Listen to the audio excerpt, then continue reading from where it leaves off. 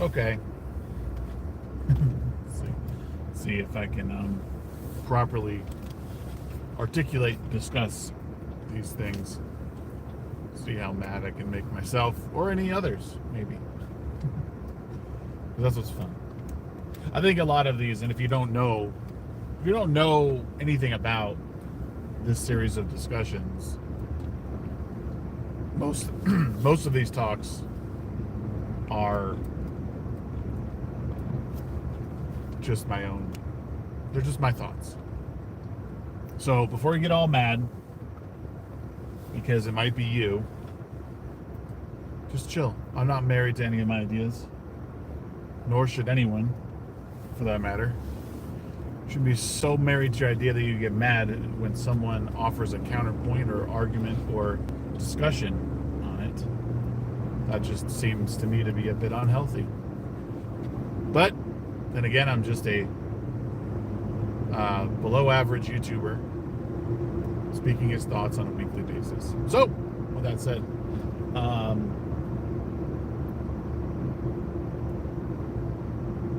yeah, you're terminally IRL.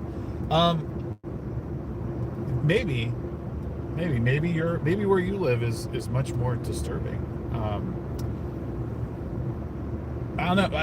I think this conversation center around things that I may have talked about in excess before. I think at the risk of putting myself completely out of business, I think the vast majority of people are stuck on their Twitter feed or Facebook feed.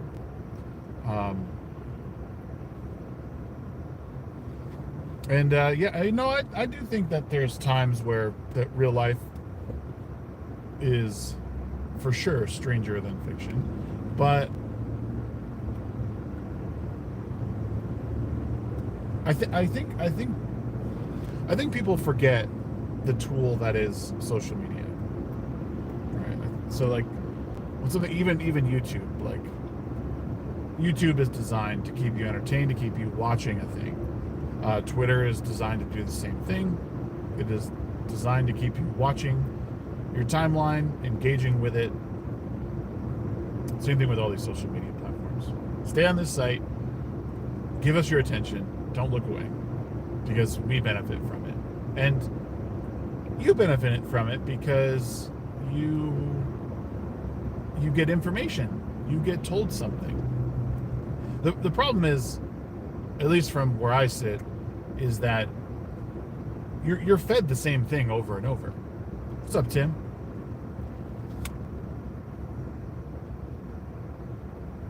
Yeah, and I think that's one of the big issues, is that because they're attention extraction mechanisms, people forget to disengage from those mechanisms, or they're incapable of doing it because the mechanism is working so well. And you're right, very much like the Matrix is.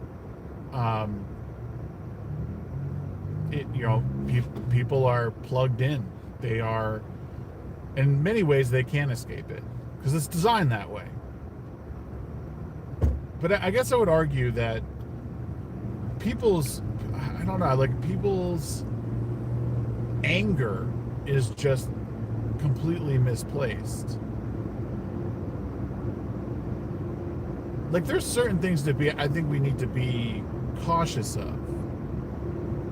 Like, we shouldn't not hear, or you should not listen to the stories that are happening around the U.S., especially, surrounding big major topics.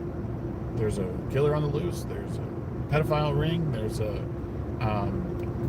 money laundering scam, a pyramid scheme, whatever it might be. We should all know about those things.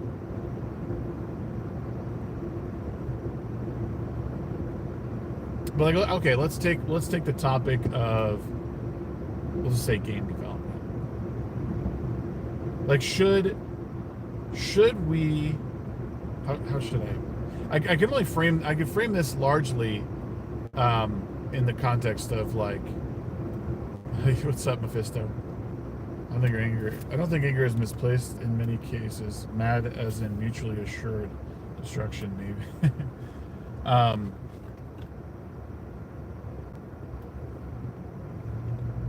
trying to think of how to frame this properly. Because again, these are discussions that like I have with myself, and like as I see people lose hope in everything. There's no coming back from this. We can't do this. The video game industry is shit. When I just don't think a lot of that stuff is the case. I think there is an unfortunate there's an unfortunate sect of these industries that have been infiltrated, plagued, torn down by, by groups that don't really have a handle or finger on the pulse. They're not really creative people. They're not really pros. They're bullies. They're I don't know all the right words, but they're people that are they were put in a position because, by, maybe some form of nepotism, by some sort of luck, maybe some, like, they knew somebody in the industry, so they got in that way. Or maybe they are super creative people that just, like, their creativity is, like, in some way, like, misplaced or misguided. That might be the better word. And, but I think a lot of everything is not. I think a lot of these industries is just sort of like. I think there's nuggets of wisdom in the cries of the doomed, but they shouldn't be taken at face value. Yeah. Alana Pierce. Yeah, I think Alana is one of those that, like, I think back before Alana hit puberty, before she blossomed, as it were. I think that's not even right to say. I shouldn't say that. I think at one point Alana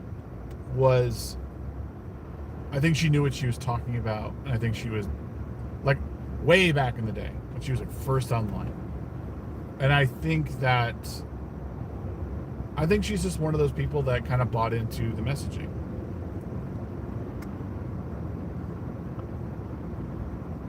Yeah, I don't know. Yeah. I could say something awful. Not even awful. I just, like, just say it. Alana she's a striking individual. She is pretty. And I think she plays it off as this, like, I'm so innocent. Like, I'm not really being like this, but, and she, I think all of that stuff. And yeah, she used to avoid a lot of this crap, but then for whatever reason, I think, and I just think it leads back to what I'm trying to talk about. Like, people get involved with stuff like this. She covered just games for years. She didn't cover political shit. She didn't make any comments about it. But everyone thinks that this is something that is going to we're going to lose democracy because of this. It's going to tear down our freedom.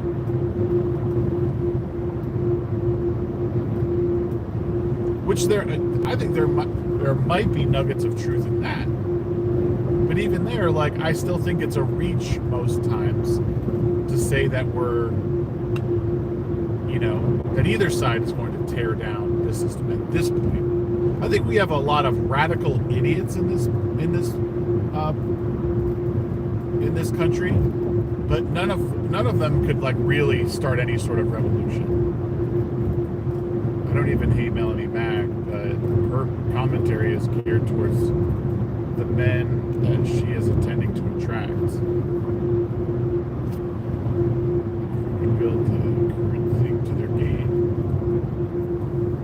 I think she's the most boring person on the planet. I think the fact that she reuses the F slur as like some, like, I don't know, like it's not even like no one's even surprised, even if you read the comments, like about that shit anymore.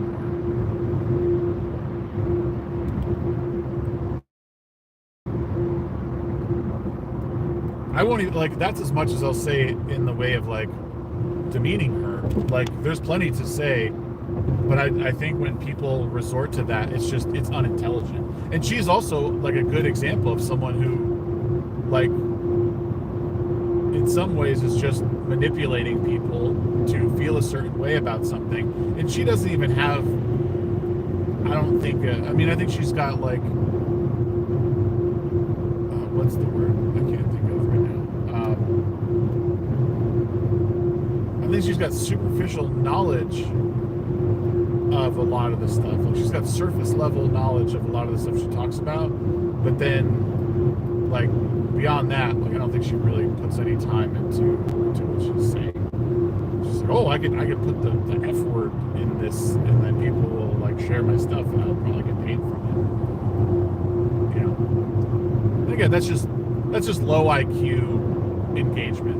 You know, that's a lot of the stuff you see. Just low IQ engagement. You know? Make people upset about a thing, and then I benefit from it, right? There's not a whole lot of money in practicality, you know, like, there's not a lot of money in telling someone, like, the world's okay, like, don't worry, you know, especially when you know, engage in your life outside of the internet, because I'll tell you, like, if I'm being perfectly honest, most days I'm happier when I don't engage on Twitter. That's why I don't engage on Twitter that much. Like, sure, it's fun to feel like, oh, like, my stuff's getting shared around and all that. I love the Wednesday show and like people coming and hanging out, but like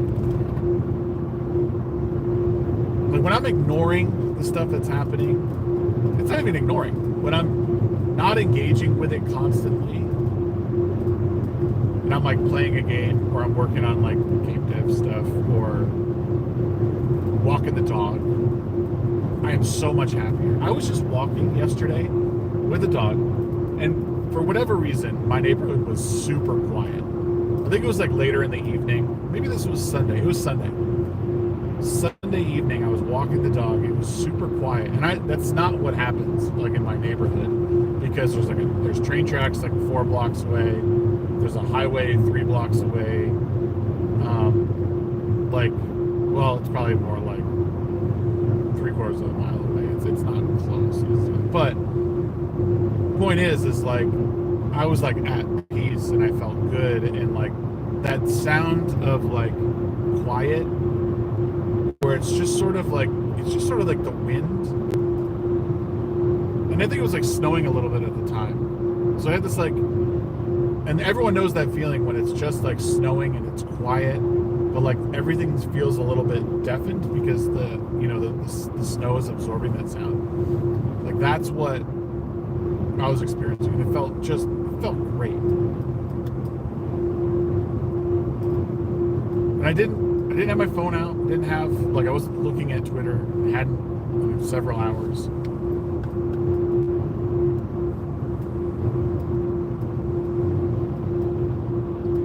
And I make no mistake about what I'm saying. I'm not saying don't read the news and don't take it seriously, but you have to. People have to understand that, like you said, Trey, it's an attention machine. What's up, Madhouse? I don't understand how you came back to doing the show while you feel the way you feel. Right? I don't understand how you came back to doing the show while you feel the way you feel. Oh, so I mean, it's like the only thing I do, Mephisto. Right now, like when it comes like this show, this talk, and the midweek hump are like the only things I really do. I'm not really on YouTube and like Twitter all that much anymore.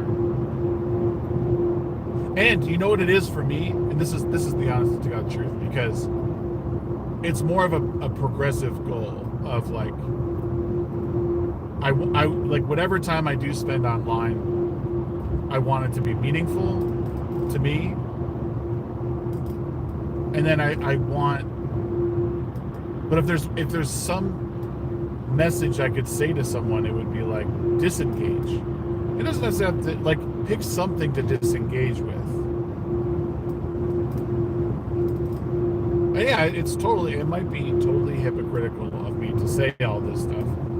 And you don't have to take me seriously. No one has to take me seriously. But like I would continue to do that for myself, would be to engage less with the stuff on Twitter, or even take it like seriously. Like there's some things I'll see on Twitter that I know are just like patently false, or like people aren't giving enough attention to, or they're not talking about like certain aspects of it that I know to be true, or have discovered elsewhere. I'm like, okay, you're just saying this to keep people mad at something. Like there could be a more nuanced explanation for this.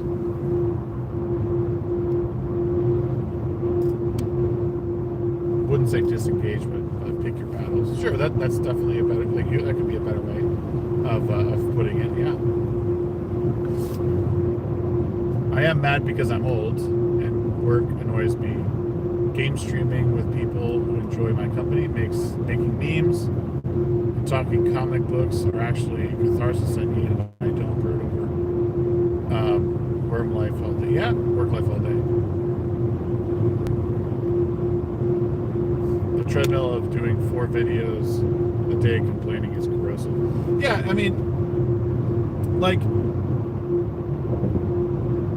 and it's not even that, like, the videos I would choose to do, if it came down to me doing it, wouldn't be, like, negative. They would be, positive. But, like, I still haven't found the work-life balance that I want. Like,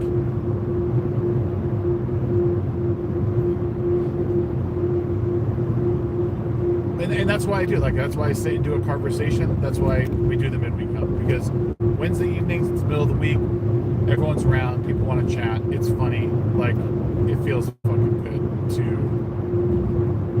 hang out with everyone, and it doesn't feel forced. It never ever feels like work. It never does.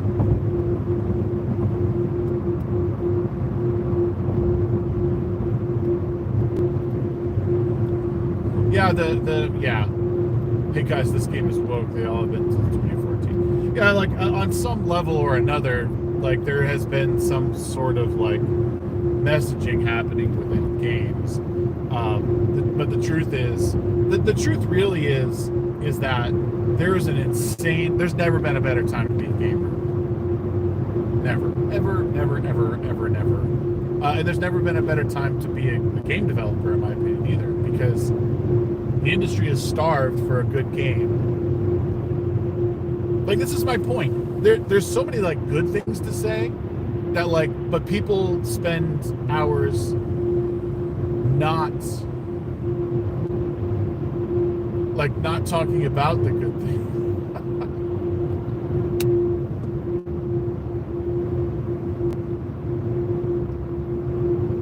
I had way more fun gaming as a kid.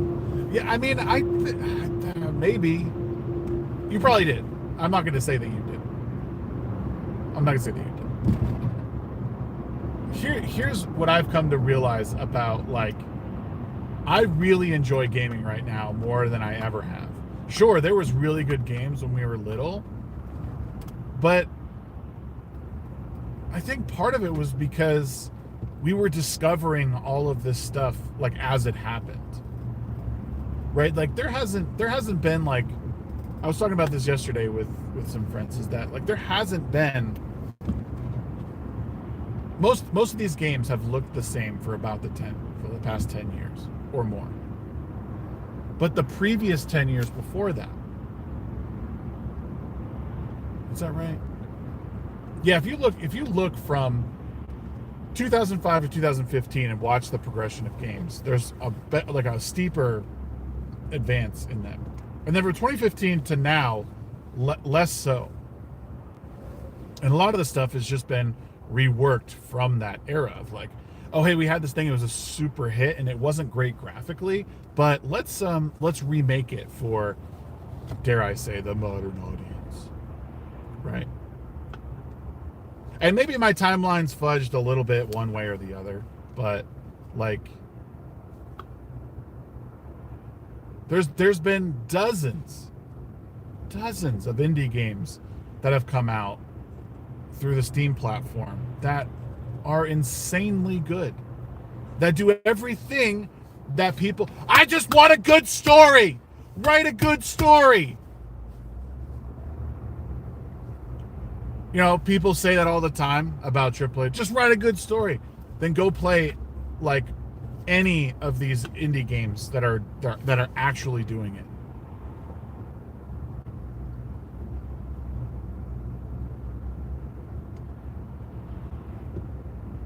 But the point is that there was a lot, I think, as a kid, and when you're younger, there's no responsibilities. You could, in fact, spend hours and hours and hours and hours doing and playing games and not get in trouble for it, or it wouldn't be out of line, right? Because you're a kid, you don't have anything to do. But now, like our life, we're just different people. Our lives have changed, and this is how I think of it. I'm not saying that anyone else feels like this, but I think I'm onto something. You're different. I'm different than the person I was when I was a kid. But I remember discovering all this stuff and watching the technology expand and being like, oh my God, like, I can't believe these graphics. Watching a cinematic from Final Fantasy VII or Final Fantasy VIII was like, I thought that was like peak, like we were never getting anything better than this. I can't believe this. Like,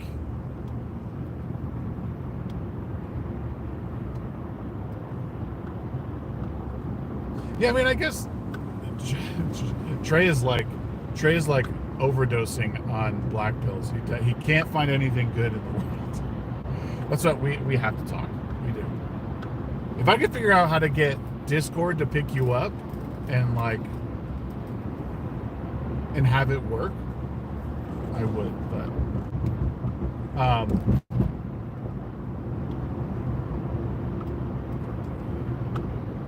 yeah, I didn't say graphic fidelity was fun. I am convinced that the pursuit of graphic fidelity,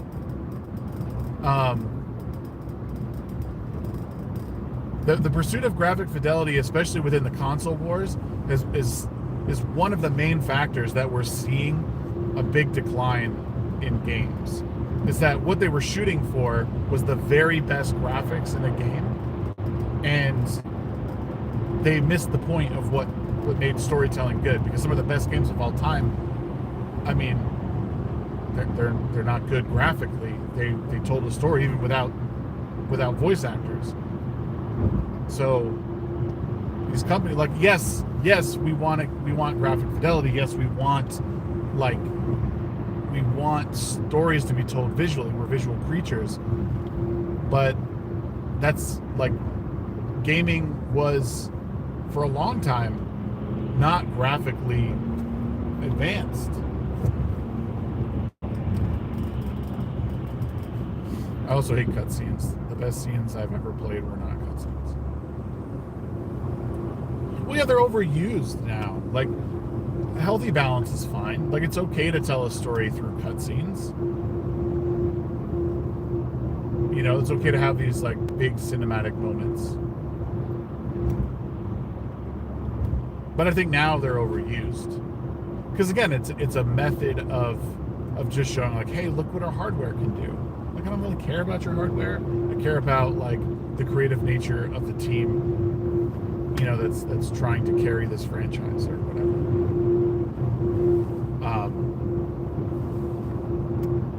Right. Yeah.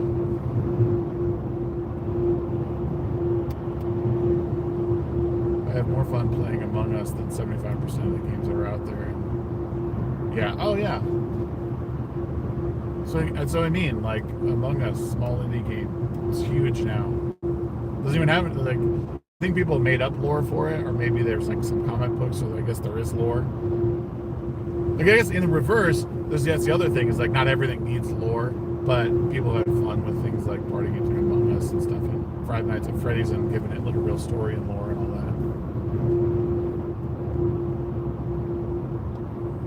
that. Games are funding allocation vehicles now, not about the games themselves.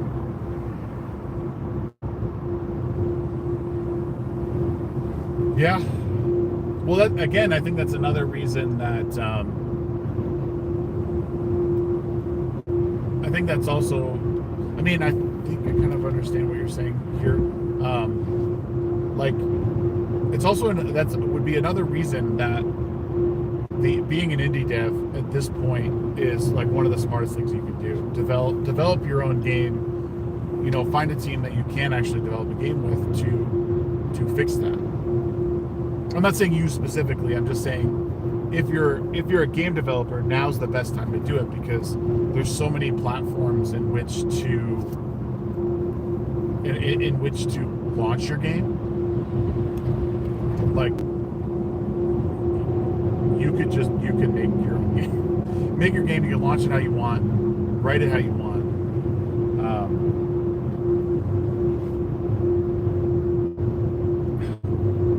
Our group makes up our own.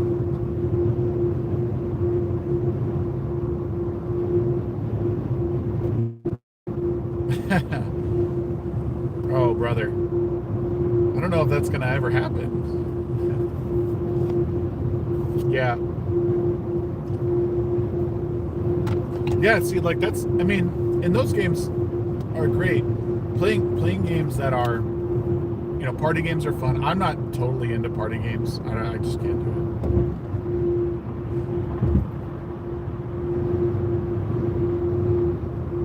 No, yeah, I mean that's it, dude. That's, you got to do what you got to do to keep your kids going. I mean, it's another reason that we can't be online all the time. We can't be plugged in because, you know, I think the more you spend online, the more you realize, or the more you think, the more you start to believe that there's no hope.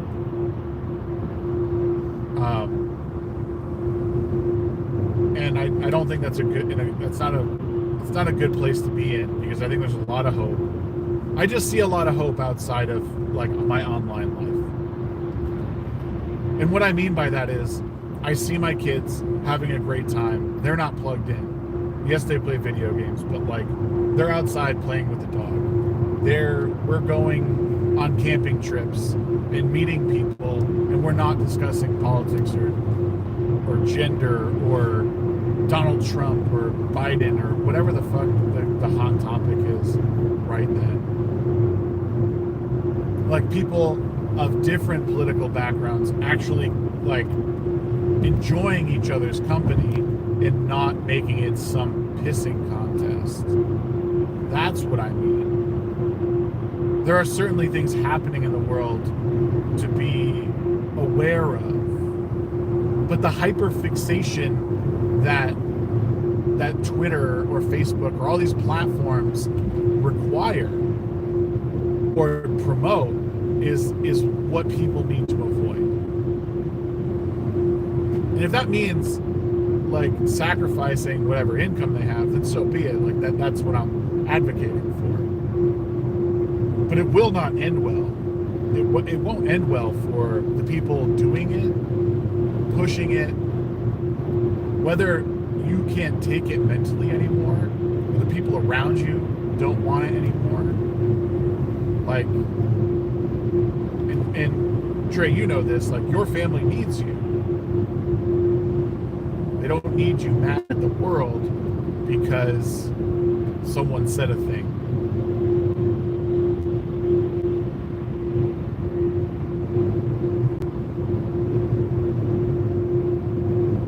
Where did we camp last? We camped, I think it was Bear Lake. I think Bear Lake was our last trip. No, actually, you know what? Our last trip was downtown Salt Lake. The kids love it there because they have like a little pool and a hot tub, and it's close to home. Or, you know, it's like 40 minutes from home. So we just went down there. Like, but it's funny because it's a campsite in the middle of Salt Lake, but you wouldn't know you're in the middle of Salt Lake.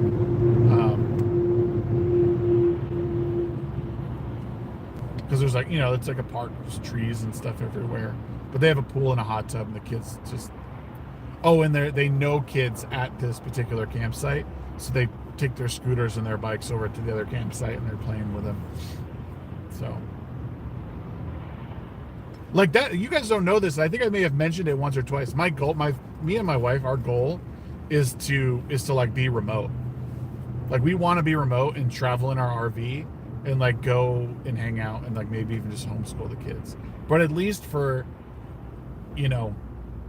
we've thought about having remote jobs to the point of traveling most of the year. Like definitely the summer months. And then maybe even winter, like maybe go down south and travel in the winter in the RV, because we want to be mobile. We like getting out. The kids like playing with kids.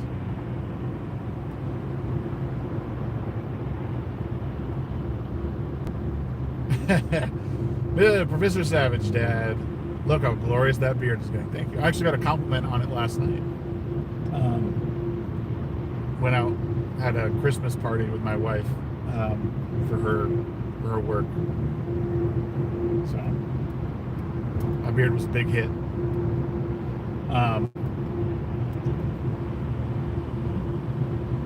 Yeah.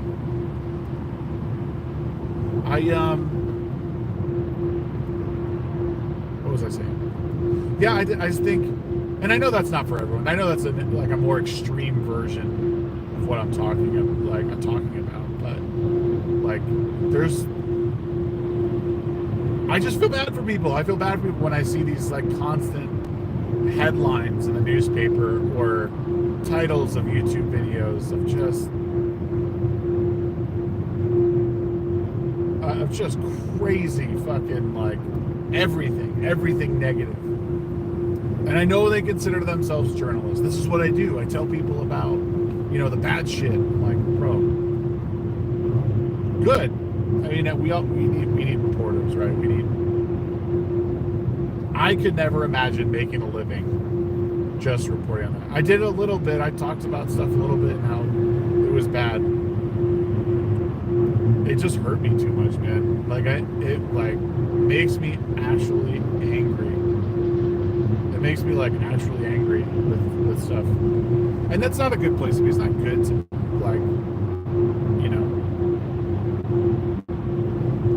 Remember, guys, this is my truth. This is my truth. I'm not attacking anyone. This is my truth. I'm speaking truth to power.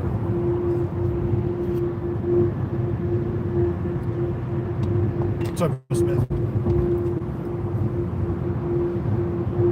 I would like.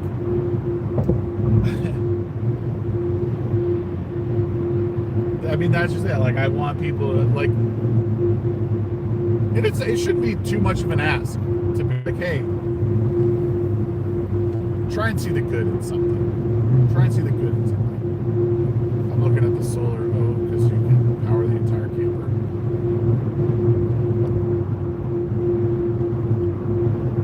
Your truth doesn't matter, Shags. It's so overt, and If I went off of like how Twitter and YouTube, my Twitter and YouTube algorithms go, then I would believe that. I would absolutely believe that.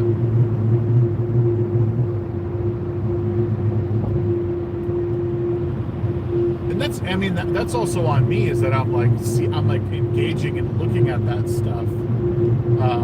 So it's feeding that to me. Now, luckily, my YouTube algorithm is slowly changing over to Path of Exile content and game development content. So that's nice. But every now and then, like, I watch people's videos because I'm still interested in them. Like, and surprisingly, and I know some people will find this hard to believe, even though I have my criticisms of people doing this content, I don't fault them for doing it because they're making a living. Like, they're supporting themselves and their family doing it. They're good at what they do. They have my respect. And none of them say to me if you want, have ever like disrespected me. Like everyone, I'm on good terms with people. I don't. No one's ever done anything to me, so why keep do you boo boo until someone is like out there slandering me over shit. Like get your bag, man. But it's not to say I can't have my criticism of the thing. That's for sure. Oh yeah, definitely go to Vegas. Absolutely. Like I said, I don't. Yeah, except Melanie. That's probably well. She doesn't know who I am or care who I am, but I certainly like. Well, even her, like if I'm being fair, she could say whatever she wants. She can say anything she wants. I'm not going to say that she can't say it. I could call her a buffoon. Like, I think that's buffoonery. A grown woman in her 40s saying the F slur, like, come on.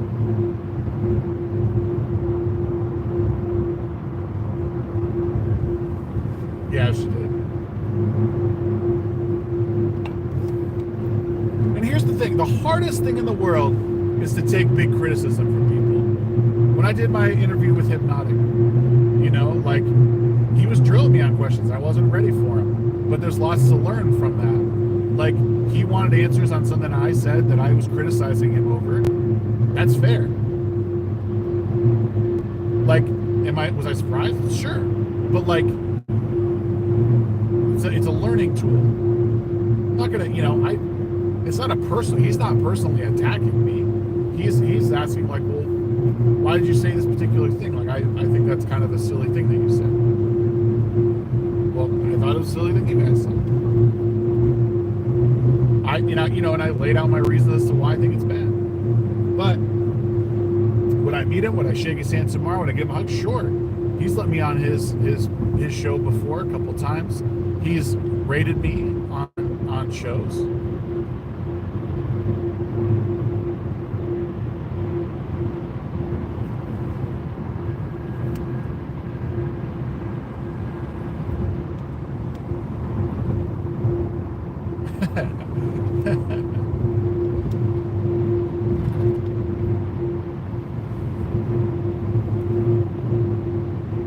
Yeah, it's like, it just goes like people talk about like consequence culture and stuff like that. Like, you just, I don't know, stolen F Valor.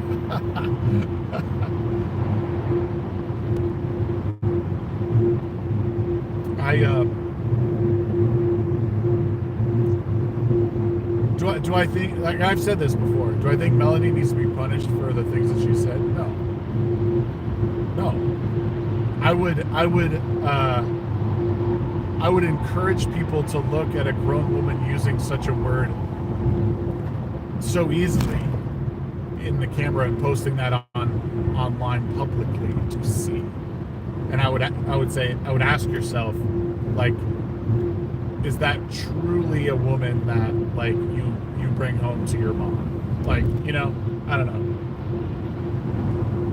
And without saying, oh, my mom's dead, so she'll give a fuck anymore. Like, think long and hard about the women that you want to bring home and impress with your mom. Is that the video you're showing your mom?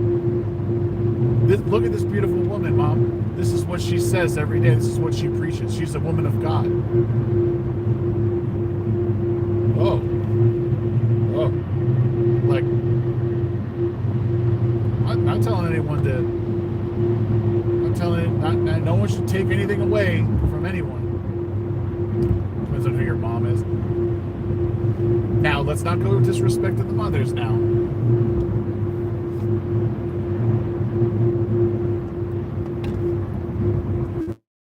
Like, and again, like, if that is the person who represents the person that you want in your life, like, cool. But I'm willing to stake a large sum of money on the fact that most people don't want that. They don't think that that's charming. I do think swearing is unattractive in a woman, and in general, swearing in front of children is a bad thing. We all allow in society. Yeah, no, for sure. Some moms are different. They are. They are.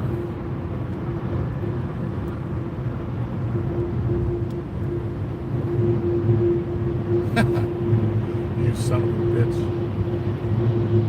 My mother is a saint. She is a saint.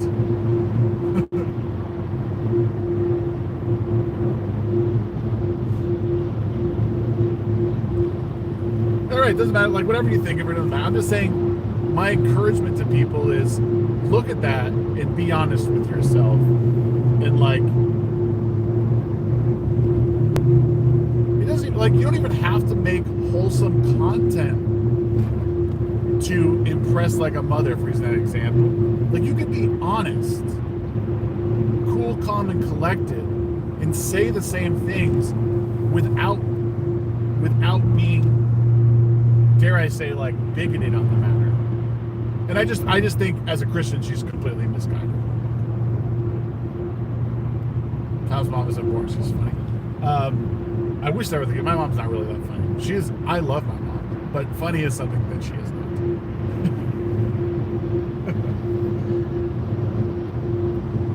Like, and I say that with all the love, and but yeah, I don't think I've ever thought my mom as someone to be funny. She is tough. She is hardworking. She is responsible. She has been a role model for me, but I would never say that my mom was funny. Hey, what's up, Meta?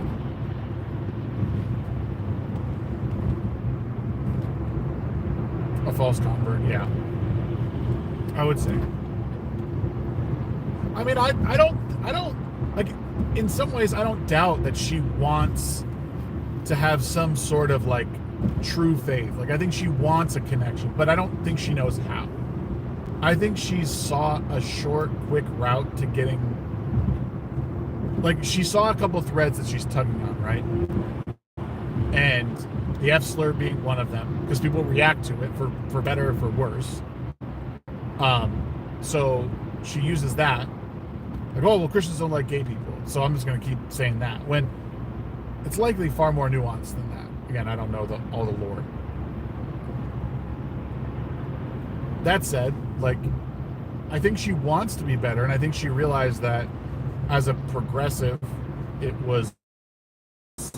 she was pretty insufferable. But she's, like, swung so far back the other way that she kind of, like, she missed the mark.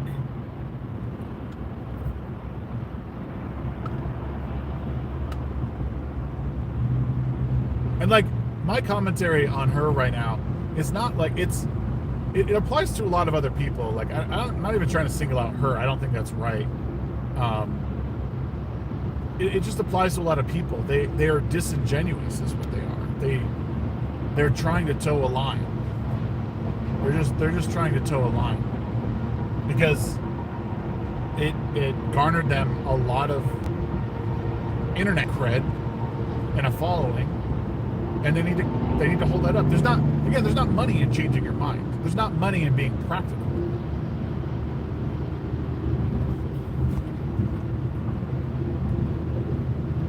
And part of it is because I would say, like, the technical part of it, like regarding the algorithm, is that once you start looking at things in a way that questions them, and you're asking questions and maybe leading down one path and then another, is that then you're garnering two different audiences which are competing for your attention.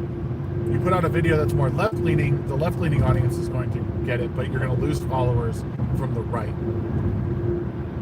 That's, like, again, the bifurcation of American politics has been really bad, I think, overall, because people can't hold two thoughts in their head at the same time. It's just, oh no, you're a Democrat? Well, fuck you. I'm a Republican, and that's better. Oh, you're a Republican? Oh, I'm a Democrat, and we're going to save democracy, so fuck you.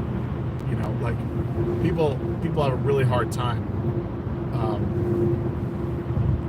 holding those thoughts in their head simultaneously. And I'm not saying it's necessarily easy, but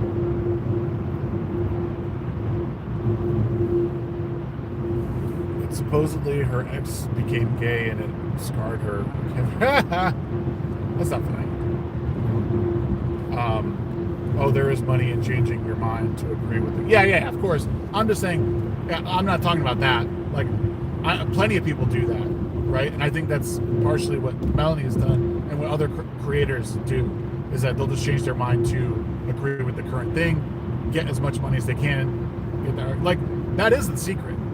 Like, if you really want to know, it's like, figure out what is really popular right now, just lean hard into that, and pretend that you switch sides. This is why I love Carrie Smith so much, is because she's, like, in a lot of ways, the genuine article. She was a far left activist who then woke up and really found Christ and is living that life. But she does so in what I believe to be the right way. Anyways, do you think tribalism is an essential function? Yeah, it is. Unfortunately, I mean, it's good and bad.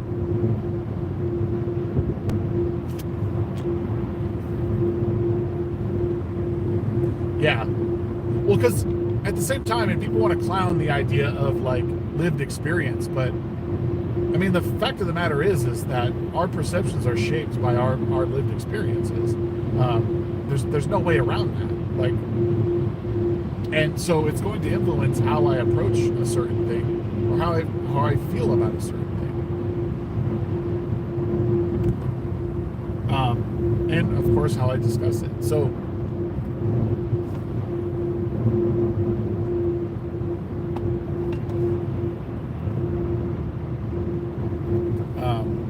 for instance, the recent Zoomer discourse about employment and working at Chipotle for a high-class job. Wait, they're saying that Chipotle is a high-class job?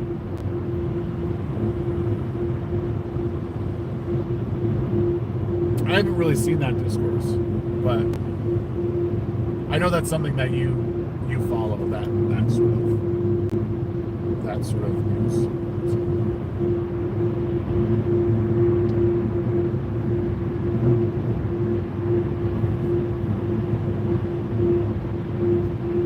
Said being a Chipotle manager is something to aspire to for young men. Well, here's the thing. I mean, I spent my entire life in the service industry. Do I think that? So I don't know. Let me approach this in a way that, like, do I think that being a Chipotle manager is like the end all be all of society that men should aspire to? No. But I don't think in any way that it's a bad place to aspire to, because with corporate casual restaurants, be it your Chipotle's, like your more upscale version of Chipotle, Cheesecake Factory, PF Chang's, all of those things. Being general managers and like regional and district managers is very, very lucrative. And it's not easy to manage those places because they're doing a lot of volume. Now, maybe Chipotle is not the best example of this because I think they've fallen off in the past few years. But you can make a lot of money. And I know specifically the Cheesecake Factory, they used to at least give their GMs a BMW. Without the full context, you might not understand the combo, but it's funny. Yeah, I'd be interested to see like what his whole thing is on it, but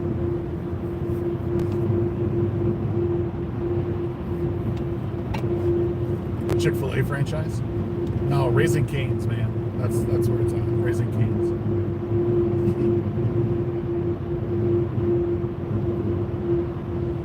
Yeah, I mean, I think you definitely need you need career aspirations, and a shift manager, sure, like that's good for like 18, 19 years old,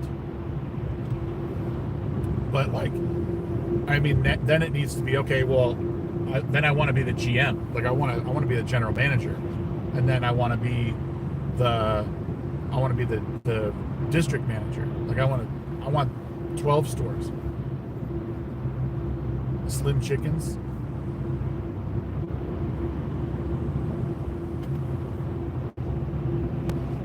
People really underestimate the restaurant industry. It's shitty hours and it's long, but once you get to the top, it's normal.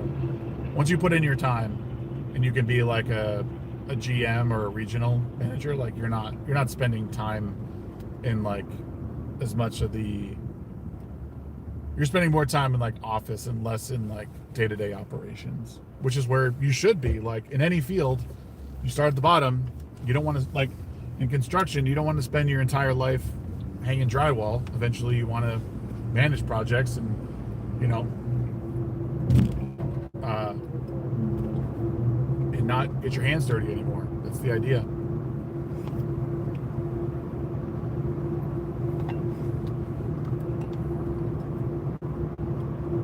Sometimes. I mean, sometimes it's about brown nosing. Other times it's just, I mean, people can play the game however they want. If you need to brown nose for a little bit, I mean, you work your ass off, and then you brown nose a little bit just to get to where you want to be, and then it's your thing. Like, I don't necessarily think it's bad that people have to brown nose, but like, it should be a multitude of things. Like I've had to sweet talk my managers at times with stuff and kiss ass, but I also push back when I need to. I'm not going to just kiss ass the whole time. If something's wrong or I did something right and they're fucking up, I'm going to say it.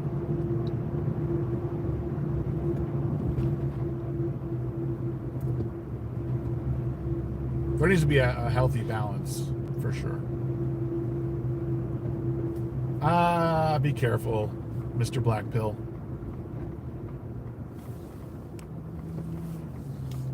Nothing is about merit in our society, despite what we've been told. In some ways, that's a good thing.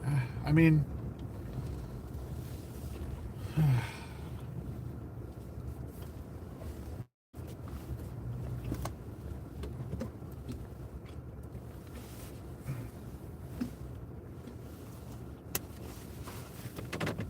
yeah. I mean, I think at one point,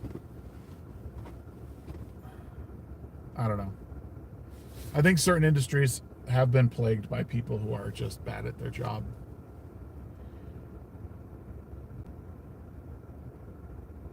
I think it's a combination of things that I don't know if it could have been avoided. You know, the past 20 years were very different when it came to education and how people got to these higher levels.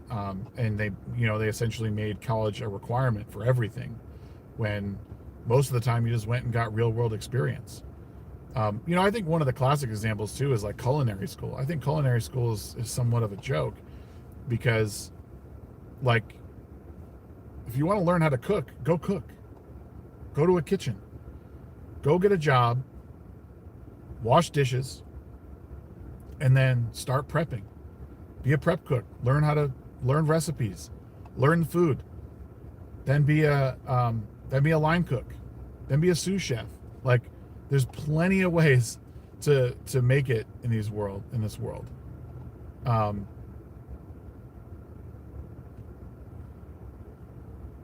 But we're being, like, a lot of people were forced into these like careers.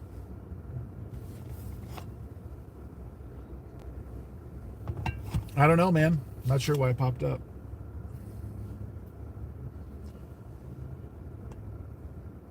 Not sure why it popped up, but I'm glad you're here. Like, comment, and subscribe.